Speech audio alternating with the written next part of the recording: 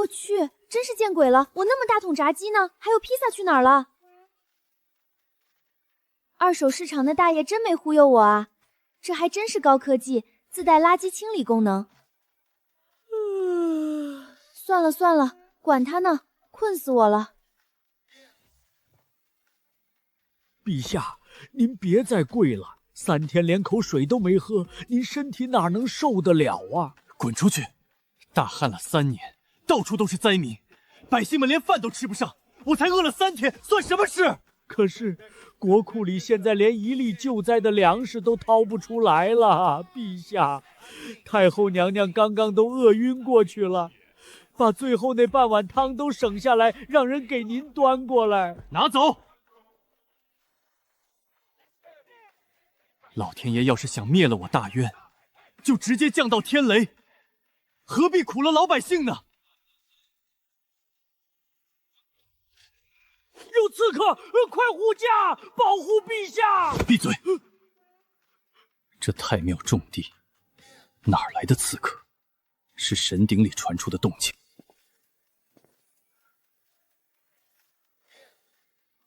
这是什么东西？陛下，太香了，这味道我活了60岁还从来没闻过。陛下千万别碰，这东西来路不明，长得也古怪，怕是有剧毒，让我先给您试毒。起开！大渊都快没了，就算是毒药我也认了。陛下，您怎么流眼泪了？难道是毒发了？太好吃了！天下居然有这么好吃的东西！天不亡我大渊，这是神仙赏赐的仙石。福伯，快，把这神仙赐的仙石拿去后宫，分给太后，再去通知外头的大臣们，神仙显灵了。咱们大渊有救了！烦死了！到底哪个倒霉蛋发明的星期一？真该把他踹进外太空去。空了，我昨晚难道梦游去扔垃圾了？算了，打工人哪有闲工夫研究未解之谜？万恶的王八皮，一天让我做3个 PPT， 祝你早日秃顶。吃吧吃吧，神奇的垃圾桶！你要是真有超能力，最好把我们老板也一块吞了。陛下，太后娘娘刚吃了点那个神饼，现在气色好多了，连咳嗽都停了。这是神仙赏赐的圣物，上面还印着神仙的长相。马上叫人用紫檀木做个盒子，供在太庙最高处。老奴遵旨。只是外头那些大臣们闻着味儿，都在大殿外面磕头呢，求陛下赏一滴神仙鸡的汤汁。告诉他们，神仙的食物吃完了，想再要神恩，就给我诚心祈福。神明又显灵了！陛下您慢点，当心啊！这难道是传说里的苹果？这种仙果只有在古书里才写过啊！这料子这么薄，颜色还这么粉，绝对不是凡间的物品。上面居然还有墨迹。陛下，神仙降下什么旨意了？字迹有点怪，缺横少数的，但勉强能认出几个。万恶的王拔皮，一天让我做3个 PPT， 祝你早日秃顶，掉进黑洞。陛下，这个王拔皮是个什么妖怪？肯定是祸害天界的大妖。神仙正在跟着妖怪拼命呢。神仙为了救咱们大渊，分心赐下仙石，现在却被那王八皮用 PPT 这种恶毒阵法困住了，还要面临秃顶和黑洞的灾难。天哪，神仙有难了！别哭了，神仙虽然在天界，但咱们大渊的人绝不能干看着。福伯，准备纸笔，我要给神仙回信。另外，去把我寝宫柜子里的龙脉古玉拿过来。陛下万万万不可啊！那古玉可是老祖宗传下来的。糊涂！神仙给了咱们活路，一个物品算什么？只要能帮神仙，我就是把这江山送出去也行。赶紧去！累得我都快脱相了。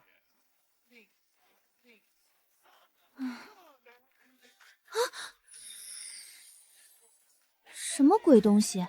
谁往我垃圾桶里塞剧组道具了？这分量，这手感，不会是真货吧？大渊皇帝临北辰，磕头拜见九天玄女上神，神仙赐下仙石和珠果，救了我大渊百姓。北辰心里感激得很。听说神仙正跟妖怪王八皮打仗，被困在 PPT 阵法里，我恨不得带全护卫队去帮忙。现在送上大渊镇国龙玉一块，给神仙助威。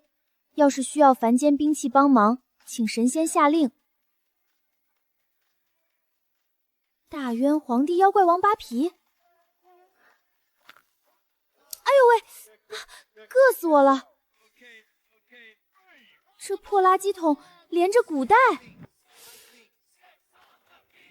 小姑娘，你真确定这东西是你家里传下来的？那必须的，我爷爷的爷爷传下来的。您就直说能当多少钱吧。这玉的质地，这成色，还有这雕工，更吓人的是，这上面雕的可是5齿金龙。古代这可是要诛九族的死罪，除非这是皇室御用的东西。小姑娘，这东西要是拿去拍卖，起码是这个数。50万？500万，起步价。你要是放心交给我们拍卖行去运作，我马上就能先给你打50万的定金。真发财了，这事儿居然是真的。那个大渊皇帝不仅是个大活人，还是个随手砸500万的超级大土豪。他们那边在闹饥荒，拿人手短，既然收了人家500万，总不能眼睁睁看着人家饿死。老板，这种50斤装的东北大米给我来30袋，对，还有那种白面也来20袋。说来跟我们说，没有骗过好多大令，我来特意出健力千果。压缩饼干有多少要多少，红薯、土豆一样给我装几麻袋。对对对，还有那个红烧牛肉面来5箱。妹子，你买这么多是要开超市啊，还是要进山里躲灾去啊？我去山区支交献爱心。老板，麻烦送到这个地址，运费我给双倍。大渊皇帝云北辰收，玉佩我卖。我收到了。首先声明，我不是什么九天玄女，我叫林小小，就是一个普通的打工人。王八皮是我们老板，不是妖怪，你不用帮我打他。看你们那边好像没饭吃，我买了点粗茶淡饭，你先拿去应急，以后有需要随时联系。跨时空代购员林潇潇。不用谢我。这桶口这么小，能塞得进去吗？我去，真神了！来吧，本仙女今天就给你们表演个天降神粮。陛下，您先回宫休息吧。神仙这会儿估计正跟那王八皮斗法呢，顾不上咱们凡间了。不行，我得在这儿等。大渊的百姓熬不住了。要是神仙真不管咱们大渊了，我就在这太庙里给列祖列宗谢罪。怎么回事？地龙翻身，地震了！不是，你看上面。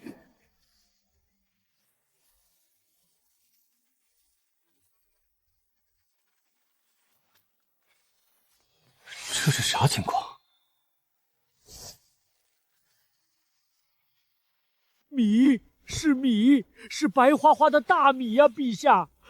这米真甜，我活这么大，在御膳房都没见过这么白、这么干净的米呀！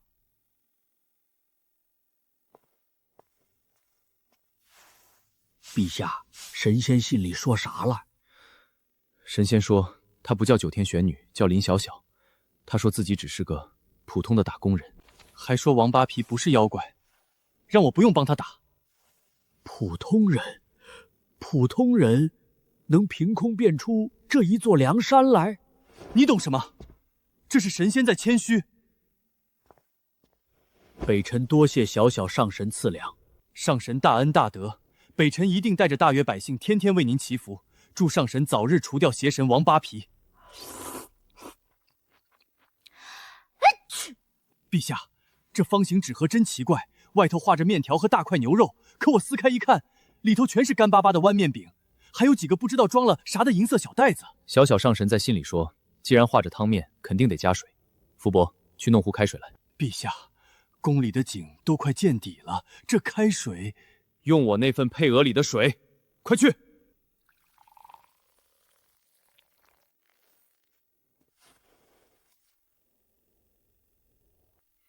差不多了，打开看看。遵命。老天爷呀，这是什么神仙肉汤？我在御膳房闻了一辈子肉味，连这味道的一点皮毛都比不上，香得我骨头都要化了。什么味道？肉，是肉汤的味道，是从太庙里飘出来的。陛下在里面吃什么？臣饿呀！求陛下赏臣一口汤底喝吧。我知道你们饿，天下百姓更饿，但老天没绝了咱们大渊。小小上神可怜咱们，已经在太庙赐下神仙粮食了。户部尚书在哪儿？老臣诏命礼在。马上叫足人手，进太庙清点神粮，把那些白米和面粉立刻拉去东南西北4个城门，搭棚子熬粥。只要百姓还有一口气，都给我灌进去。老臣领旨，上神万岁呀！出什么事了？陛下，您看这泥疙瘩，这东西皮厚得很，还带着土，最关键的是，它发芽了。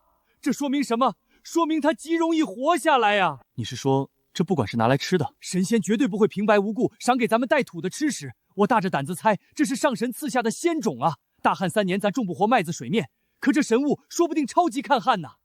好，小小上神想得太长远了。赵明礼，这些泥疙瘩一个都不准吃，马上送去黄庄，找最好的老农给我种下去。要是能活，你就是大渊的千古功臣。老臣遵旨，我就是搭上这条老命，也得把这仙种给种出来。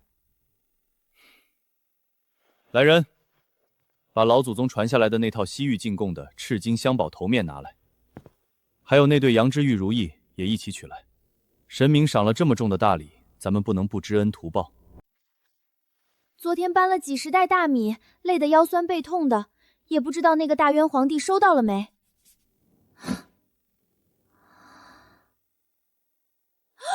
我的妈呀！小小上神亲启，大渊百姓勉强保住命了。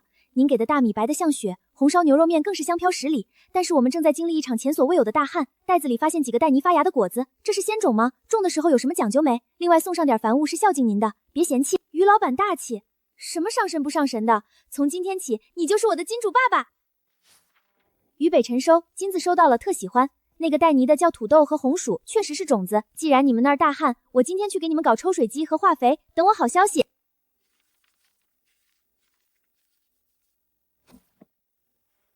人工降雨弹我是买不着了，但抽水泵、太阳能手电筒、高产粮种子，本代购今天高低给你整齐全了。老板，你这太阳能抽水机怎么卖？我不要那种娇气的，我要最结实、射程最高、能抽深水井的那种，还有这配套的太阳能发电板，给我来最大公务的。妹子，这玩意儿加上光伏板可沉着呢，你弄去哪儿啊？深山老林里搞基建啊？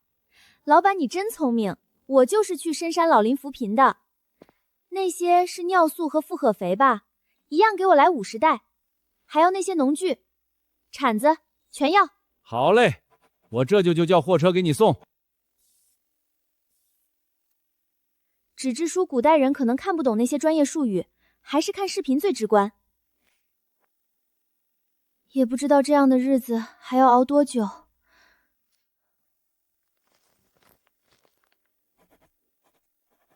英北辰收，金主爸爸，那个黑色玻璃板桩叫太阳板，放在太阳底下暴晒就能产生雷电之力。那个铁疙瘩叫抽水机，把它扔进你们干涸的深井里，连上黑板子就能把地下深处的水抽上来。至于那个发光的方块叫平板电脑，按右边的长条键就能亮，照着视频里学种地就行。林小小。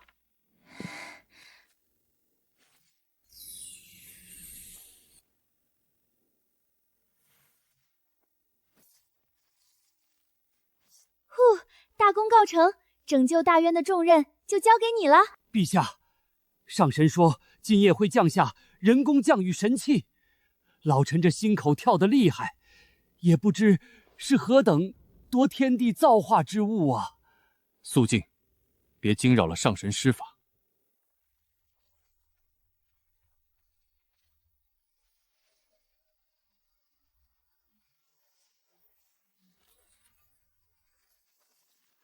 护驾，都退下，这是神物。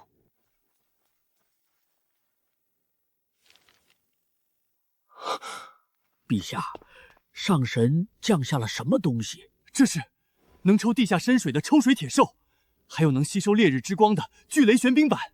上神说了，这东西能生出雷电的力量，催动铁兽喝水，抽地下的水，神机，这真是真正的神机呀！咱们大渊江河断流，但地底下肯定有水，要是能抽出来，这天下就活了。不单单是这些，上神还赏了一块仙玉，说里面封印了天界农业大神的影子，能教咱们怎么种地。封印了神仙的灵魂。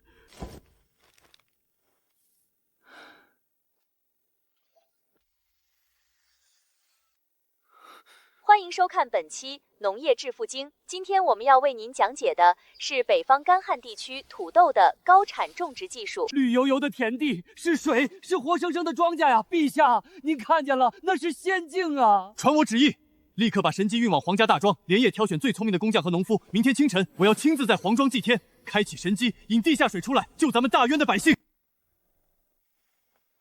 黑板子都对准太阳了吗？回陛下，12块板子全铺开了，正对着太阳呢。铁鸽子放进井底了吗？用最粗的麻绳吊到井底了，按上神的吩咐，电线也都接好了。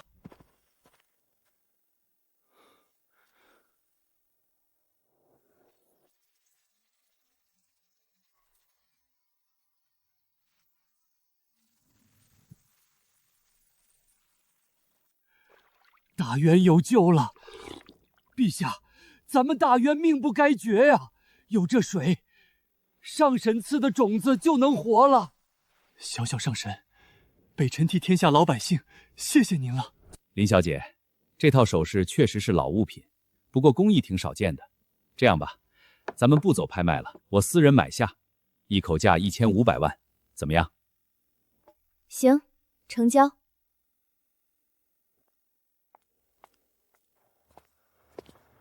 大哥，就是他。王老板说他手里可能有好货，还没背景，咱们跟紧点，找机会会动手。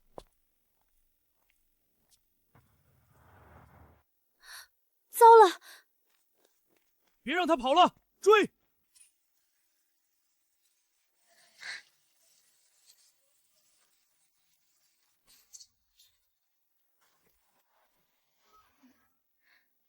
玉北辰，水泵好用吗？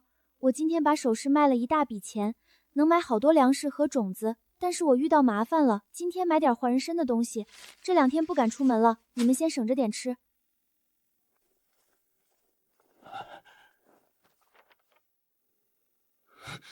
简直找死！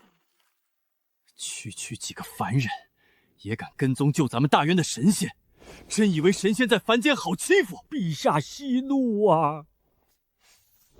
福伯，去暗卫营，把我的暴雨梨花针、最毒的剑锋喉散全都拿来，还有天机阁的连发手弩，统统拿过来。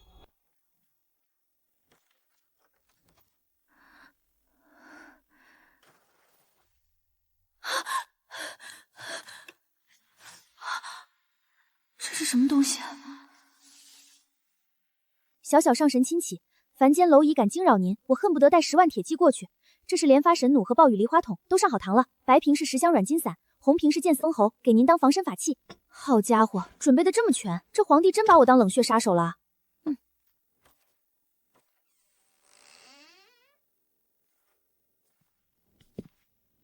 大哥，屋里没人啊，去卧室找。这老娘们手里起码有上千万，今天必须把她绑走。你们是在找我吗？哟，小丫头片子还挺镇定，拿个玩具枪吓唬谁呢？识相的把钱转出来，哥几个留你一条活路。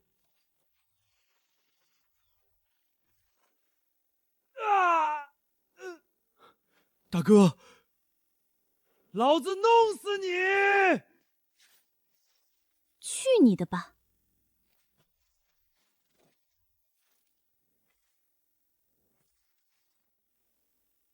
呼，大元朝的黑科技果然名不虚传。喂，110吗？我家进贼了，对，2个拿着刀的壮汉，没事儿，他们现在一个被钉在木地板上，另一个动弹不得，你们快点来，顺便叫个救护车。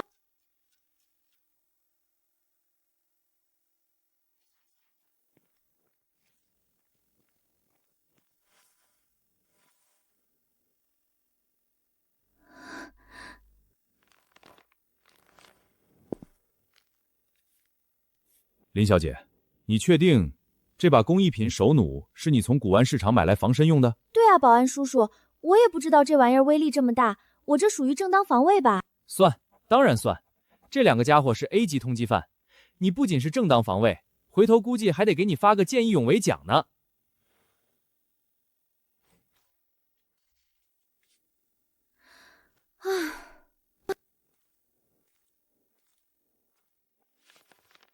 危险总算没了。既然金主爸爸这么给力，连大内暗器都给我送来了，我不送点任何的跨时代装备，简直对不起他那声小小上神。老板，给我拿你们这里最好的军工级高倍望远镜，要那种能看清几公里外蚊子腿的，还有红外夜视仪，也给我来2个。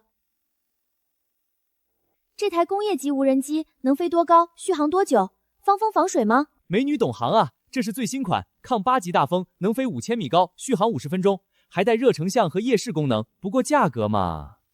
刷壳，顺便给我拿10块备用电池和太阳能充电屋。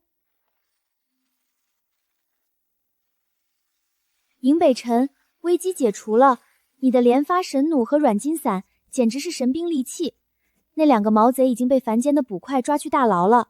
为了感谢你的救命之恩，我给你送去2样天界的法宝。第一个叫千里眼，放在眼睛上能看清10里之外的敌军动向。第2个叫神鸟，把它连上平板电脑，它就能飞上天，替你俯瞰整个大渊的江山。使用教程我已经下载到平板里了，你的专属袋，小小。报，启奏陛下，北蛮单于趁我大渊3年大旱，国力空虚，亲率20万铁骑已经连破我北境3城，如今大军已经逼近雁门关，守关将士所剩无几，雁门关快守不住了。什么？北蛮狗贼竟然趁火打劫！可是陛下，咱们大渊的将士饿了3年，现在连刀都举不起来，拿什么去挡那20万吃饱喝足的北蛮铁骑呀？难道老天真的要灭了我们大渊吗？陛下，陛下，太庙神鼎里又有神仙的掉下来了。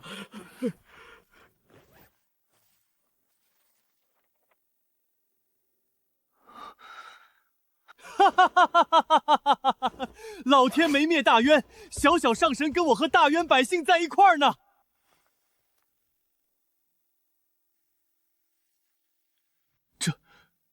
这就是天界的千里眼吗？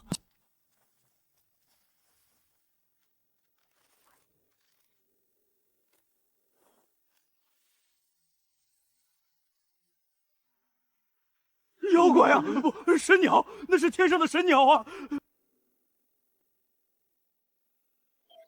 诸位大臣，小小上神已经把千里眼和9天神鸟送过来了。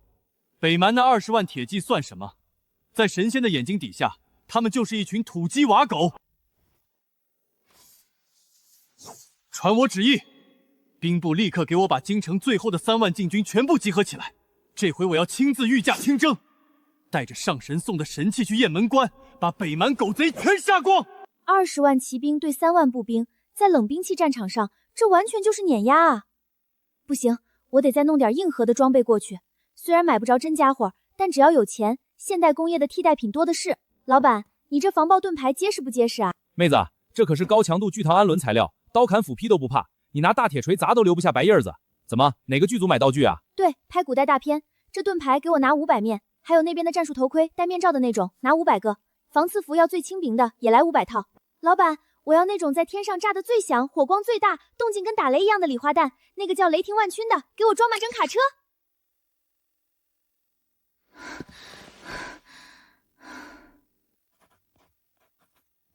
打仗不能光靠看，我还给你准备了3000套玄武战甲、琉璃神盾和黑铁战盔。这盾牌是透明的，但凡间的刀剑绝对劈不开。另外，我给你送去了天界的9天玄雷对付骑兵，用火折子点引线就能炸开，保证让他们的战马吓得屁滚尿流。祝你打胜仗！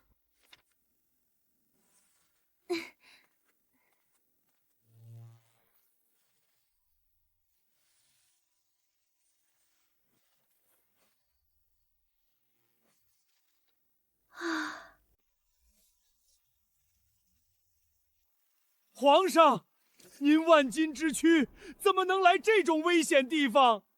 北蛮明天就要发动总攻了，末将拼了这条命也得护送您冲出去。冲出去？我的江山和百姓全在这儿呢，我还能退到哪儿去？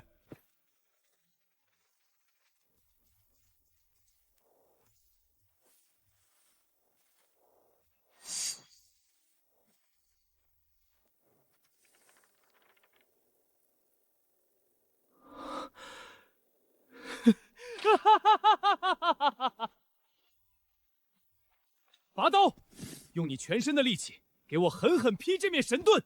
皇上，这绝对不行！我恕你无罪。砍！谁敢不听令，立刻砍头！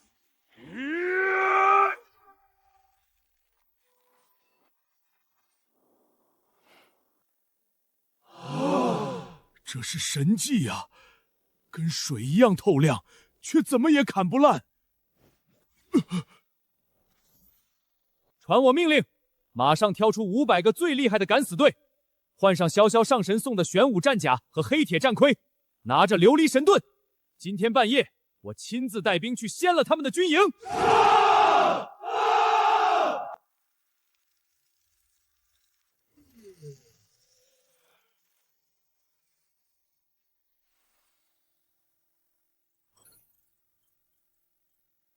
敌军的主帐在东南边，粮草堆在西北方。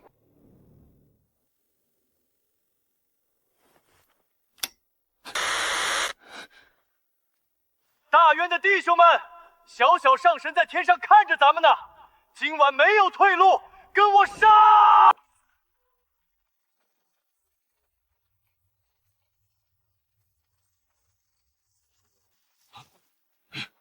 有人偷袭，大渊人出城了，快放箭！举神盾！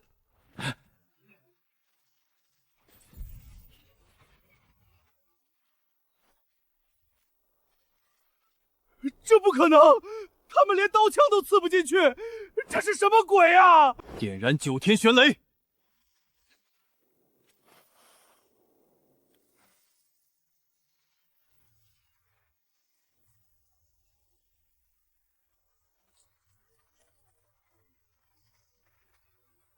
那是天火，老天爷降下神罚了！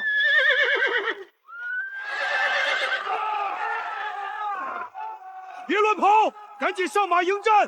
迎战啊！上神降下9天玄雷，北蛮倒行逆施，这是遭了天谴了！放下武器投降的不杀！快跑啊！大渊有神仙保佑，他们刀枪不入，还能召唤天雷！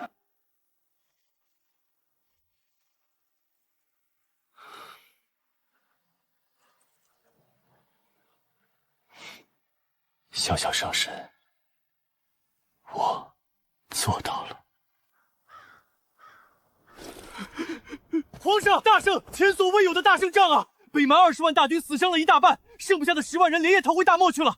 这可是北蛮左谷夷王的人头，那个连王旗和金杖都不要了，带着几百个秦兵疯狂逃命了。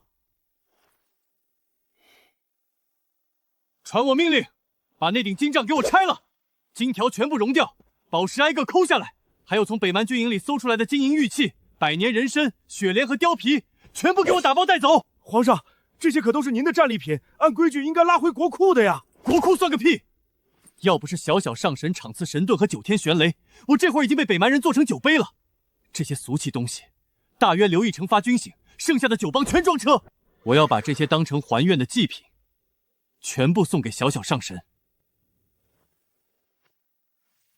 末将遵旨。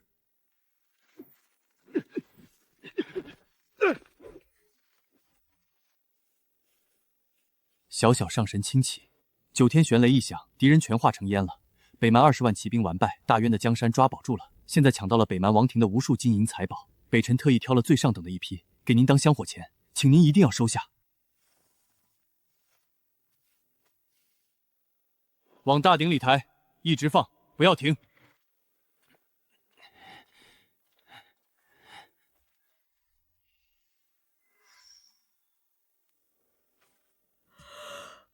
切，也不知道大渊那边打得怎么样了。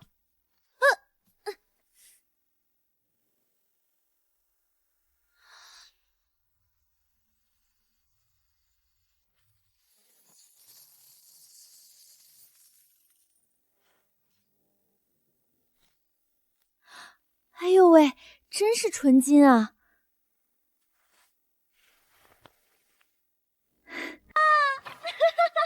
打赢了！机主爸爸简直太牛了，不白白浪费我花了10万块钱买的组合大烟花。不行，这么多来历不明的黄金和古董珠宝，我要是直接拿去古玩街摆摊卖，绝对分分钟被盯上。那个拍卖行的王老板虽然钱多，但我总不能带着一只肥羊使劲薅。我必须注册一个海外的贸易公司，再租一个绝对安全、绝对隐蔽的偏僻大仓库。有了这些启动资金，别说是买粮食和化肥了，我连一整条现代工业生产线都能给你们大渊直接搬过去。林老板，您看这场地还满意吗？监控360度没死角，绝对全安全。挺满意的，签吧。1年租金200万，对吧？我一次性付清。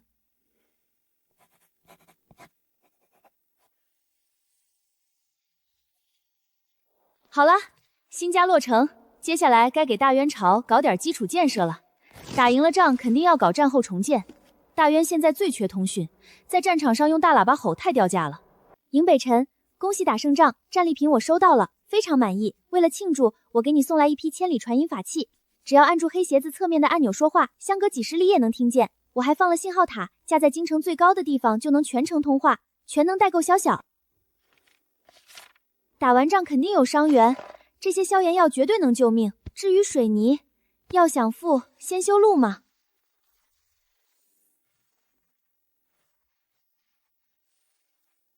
启奏陛下，黄庄里的仙种长势非常好，那个抽水铁兽日夜不停运转，京城周边的农田都已经灌完了，不出2个月，咱们大渊就能迎来史无前例的大丰收啊！好，赵爱卿这次算头功。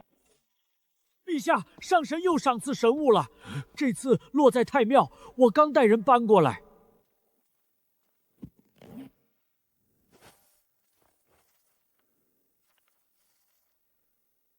千里传言法器，相隔几十里，声音就像在耳边一样。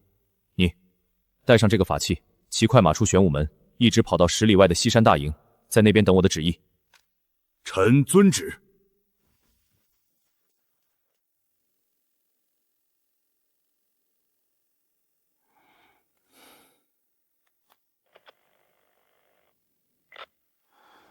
王统领，你到西山大营了吗？能听见我说话吗？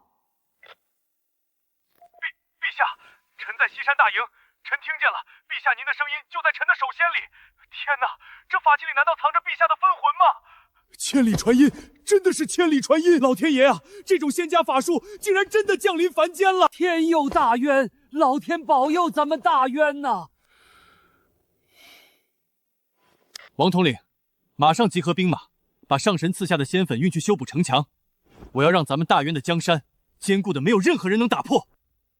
有了小小上神的支持，我不光要让大渊的老百姓吃饱穿暖，我还要让咱们大渊的骑兵踏平四周所有的强敌。我要让太阳和月亮照到的所有地方，全都传颂小小上神的名字。尚书大人，这泥浆子真能铸成？咱们平时都是用煮熟的糯米汁混着土，这粉末掺点水，一点粘性都没有，真能挡得住北蛮的攻城锤？小声点，上神给的东西，图纸上说这叫水化反应，是高温烧出来的结晶。咱们照着做，等够12个时辰就行。皇上驾到！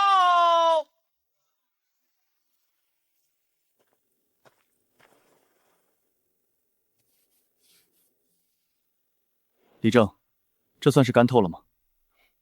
回皇上，已经凑够住12个时辰了。王统领，拿你的破甲重锤来。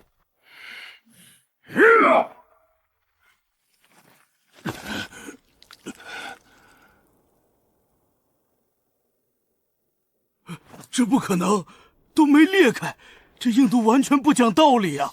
哈哈，好一个晶体结构，好一个水化反应！传我的旨意，马上在京城郊外找地方，照着上神给的图纸建大高炉，就算把旁边的石灰岩都挖空，也要给我不停地烧出这种仙粉。有了它，咱们大渊的城墙永远都倒不了。皇上，出神迹了！从雁门关退下来的300个重伤老兵，本来伤口化脓发高烧，按理说必死无疑了。可吃下上神赐的神奇胶囊后，仅2天，这神药就在他们身体里杀死了那些看不见的细菌，高烧全退了，伤口也开始结疤。这3天里，300个老兵没有一个因为感染死掉的。细菌、水化反应、全能代购、金主爸爸，她根本不是什么天上的神仙，她只是一个普通的女孩子。一个普通的女孩子，为了我，费尽心思去买粮食，买重型机器，查图纸，甚至把珠宝变卖掉。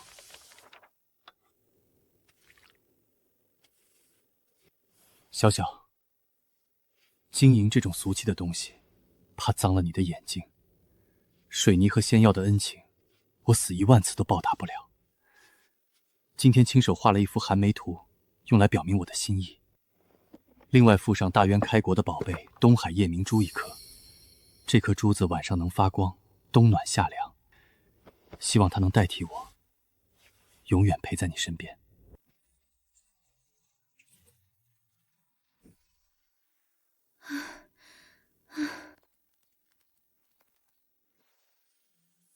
咦，大半夜的，金主老爸又送什么好东西来了？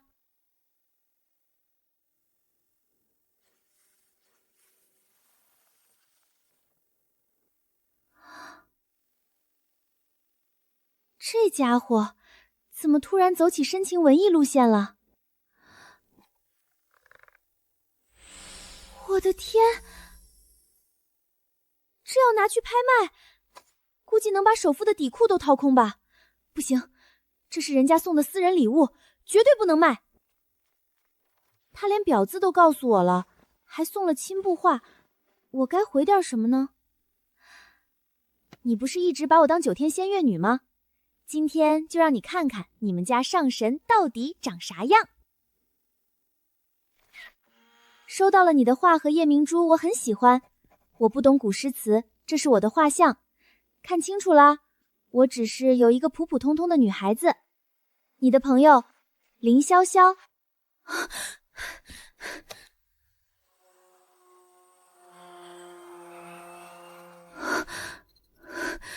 该死，那家地下拍卖行的人还是顺藤摸沟主找过来了。北辰，我租仓库的事情可能暴露了，外面有不明飞行器在侦查我。我怀疑是地下黑市的人盯上了我手里的古董。这几天我可能会断网断电，如果我没回信，千万不要担心，我会用现代的方式保护好自己的。皇上，太庙刚送来的。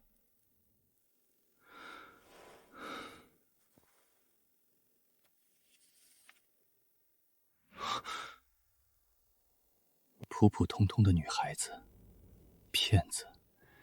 世间怎么会有你这样明艳不可方护的普通女子？地下黑市走私集团，不明飞行器侦察，敢动我的女人！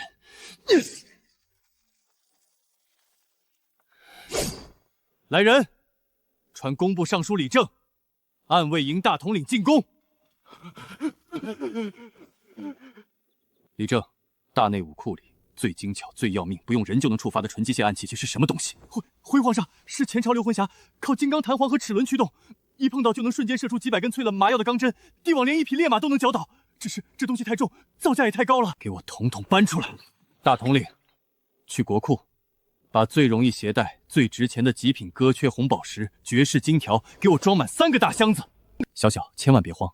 北辰虽然不能跨越时空去保护你，但万物都有价格。这些墨家机关是大渊最顶尖的手艺，布置在门窗上就能解决强敌。更重要的是，那3箱金银珠宝，在任何凡人世界，钱财都能通神。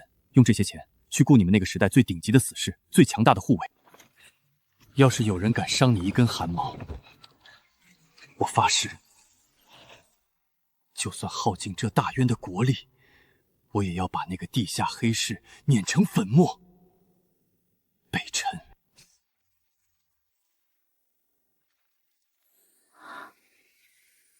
极品歌血红，还有这么多带皇家印记的大金砖。北辰说的对，在现代社会，资本就是最强的防御力。喂，北辰，能听见吗？小小，你安全吗？机关和钱都收到了没？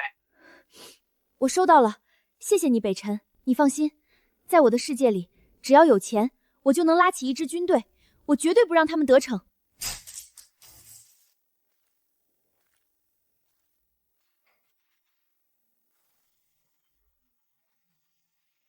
这女的手里有几个亿的顶级古董，老板发话了，活要见人，东西全带走。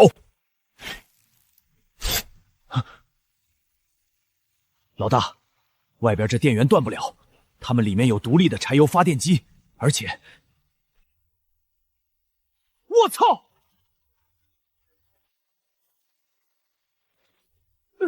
放下武器，双手抱头，你们已经进入私人领地。遇到硬茬了，是职业雇佣兵，快撤！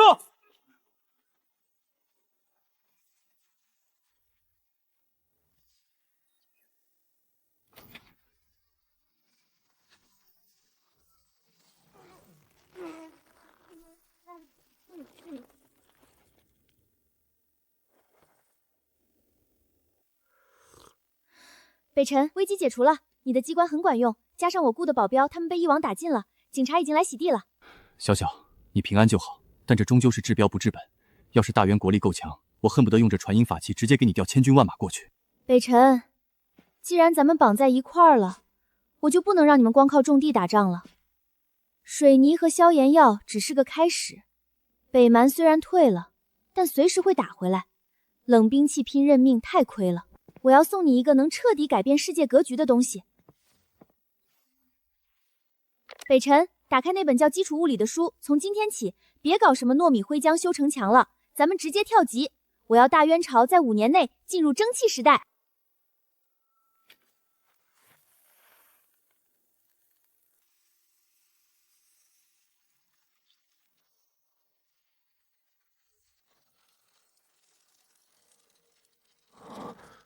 水和火碰在一起，居然能造出这么大的力气。小小，我明白了，我会掏空大渊国库，建大窑，炼金刚。等大渊的钢铁大军建成了，要是你那边还有人敢欺负你，我就用这机器造出真正的钢铁巨兽，跨过时空过去，替你扫平一切。好，我等你。尚书大人，这上面画的原子、分子到底是什么东西啊？还有这元素周期表、氢氦锂铬硼这些字凑在一起极其拗口，根本读不懂啊！不懂也得硬着头皮懂。皇上发话了，半年造不出书上说的高炉和蒸汽机，咱们都得掉脑袋。别管为什么叫分子原子，上升写了批数，照着比例放铁矿石、焦炭和石灰石，控制好那个叫摄氏度的火候。进度怎么样了？回皇上，高炉图纸看懂了，就是火候实在没法控制。书上说要1500度，咱们肉眼凡胎的怎么能看出火里具体的温度？小小，大渊这边的工匠卡住了，他们没法测算炉温，而且普通耐火土估计扛不住高炉的温度。收到，北辰，你让工匠们别着急，我刚才把10个红外线测温仪和500块现代工业级的高铝耐货砖扔进去了，估计这会儿已经掉太庙的大鼎里了。测温仪对着火炉按一下，屏幕就显示数字。好，我马上叫人去拿。辛苦你了，小小。咱俩谁跟谁呀？我正忙着对账呢，先挂了哈，晚上聊。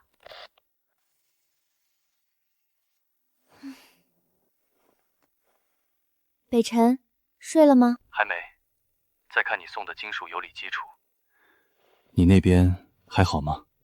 那些捣乱的人又去惹事了吗？被我雇的安保团队打成了筛子，短时间内不敢来了。北辰，你真打算在大约搞工业革命啊？那可不是1、2天能弄成的。我既然答应了保护你，就绝对不会反悔。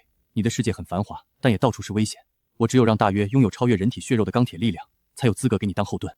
北辰，你那天送我的画，我挂在卧室了，还有那颗夜明珠，我放在了床头，很亮，也很温暖。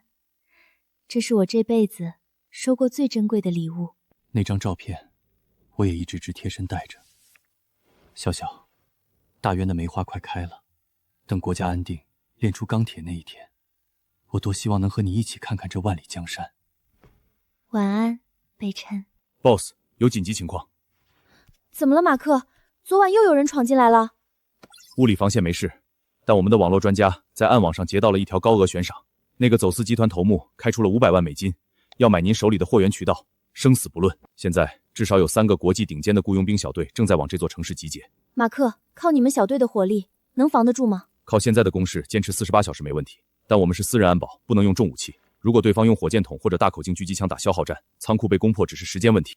如果我提供无限的资金支持呢？我出5000万美金。马克，用你的人脉反向悬赏，去挖出那个黑市投入的真实身份和老巢。他想抢我的货源，我就先用钱买他的人头。Boss， 只要钱到位，就算他躲在地下室，我也能把他的坐标给您扒出来。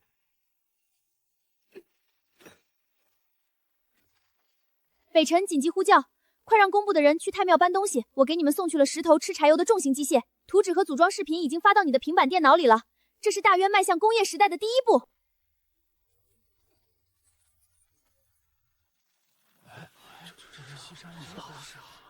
这种平滑的切口，绝对不是靠人力能打出来的。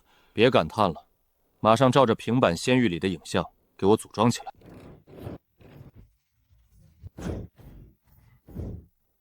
小小，装好了。这东西没有腿，也没套马绳，它真的能自己跑起来。干得漂亮！打开黑色的盖子，把写着柴油的桶里的液体倒满，再加满水箱里的水。把摇布插进车头那个孔里，按住亚撒七，又用全身的力气顺身疯狂转。给朕转！就是现在，松手！都退下！这是工业的声音，是上神赐予大渊的钢体伟力。哈哈哈哈哈哈！小小，我感受到了，这就是你世界里的力量。北辰，让大渊的工匠把它拆了研究，等你们吃透了原理，我就把完整的图纸给你送过去。老板，好消息，您在暗网发详项悬赏，才过了48小时就有结果了。这是顶级杀手组织叶修发来的确认视频，黑市巨楼毒蛇就是悬赏您的那个人，10分钟前被他最信任的保镖杀了。5000万美金足够买下这世界上99%的人的忠诚。现在针对您的悬赏全撤了，城里的雇佣兵正在往外撤。钱比枪炮管用，马克，把尾款打给叶修。另外，你们小队的安保合同，我堆加3年，薪资翻倍。多谢老板，我们一定死死保住这里。不过，叶欧清理毒蛇金库时发现个奇怪的东西，当赠品用无人机扔到咱们仓库外面了。这怎么可能？叶优的人说，毒蛇花价悬赏您，是因为他们截获了您当初卖玉佩。根据数据分析，他们认定您手里一定握着跨越史前高等文明遗迹。北辰给我的那块完整的龙玉，早就锁在银行最高级品柜里了。那这半块是从哪儿来的？难道这个世界上还有其他连接着大渊朝的通道？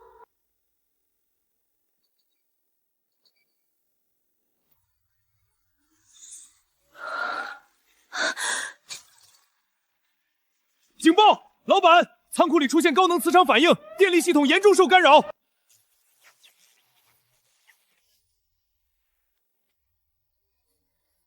北辰，怎么回事？你那边送什么东西过来了吗？小小，我什么都没干。太庙的顶，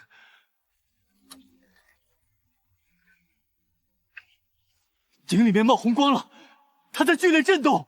护驾，快护驾！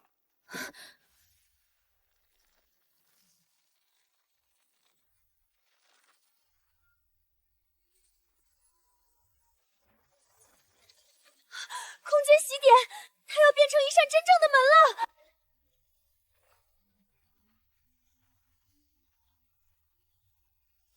小小，我看到一扇光门，是不是只要穿过去，我就能见到你？